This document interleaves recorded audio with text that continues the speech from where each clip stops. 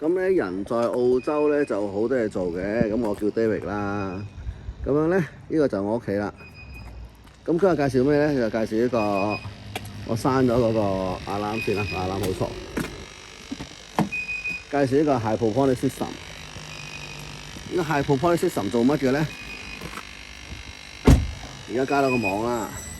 呢度就普通賓寧水管，呢度就3條嘅6米，就鋸咗去3米一條，跟住就轉窿，就兩邊攞啲水碗膠封咗佢啦。咁個原理都係抽水落嚟，入咗去，跟住管同管之間咧，我就有個攞出嚟睇下。我唔知睇唔睇到啦，裏邊有條管嘅，條管就去下一條管。咁如此類推咧，啲水油咁樣入嚟，就一路去到最後咧就落翻落去個箱嗰度啦。咁要做嘅咧就係打2條地樁，呢啲叫做 ground screw， 跟住自己鑲翻條木條上去。我俾翻個電箱喺度，落個氣泵，因為啲水咧唔好成日都咁冇乜氣啦。咁我就落個氣泵打落去，咁裏邊有個泵嘅，泵翻啲水上翻去。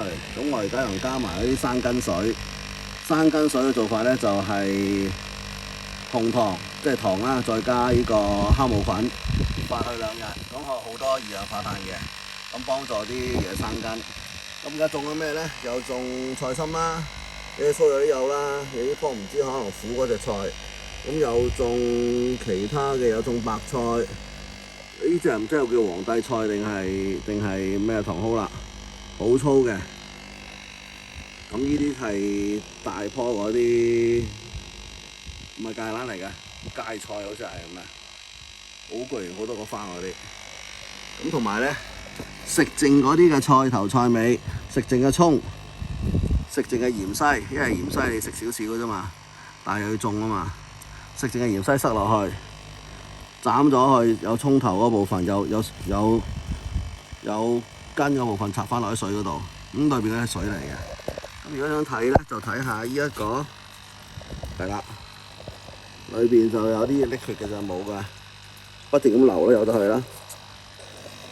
咁就只係需要定期加水加營養，我就會落 A、B 水嘅，即係 A 同 B 個 solution。咁就我唔會去 eBay 買㗎啦，我就買25K。咁點樣開咧？就1 gram 就開1 lit 水，咁搞掂㗎啦。咁啊講翻嗰條水管啦，其實就係啲普通嗰啲水管啲燈批，跟住呢條俾啲草收埋咗啦，燈批跟住就最緊要平衡。喺嗰度要相當水平嘅，水平咗，如果唔係啲水唔知點流啊嘛。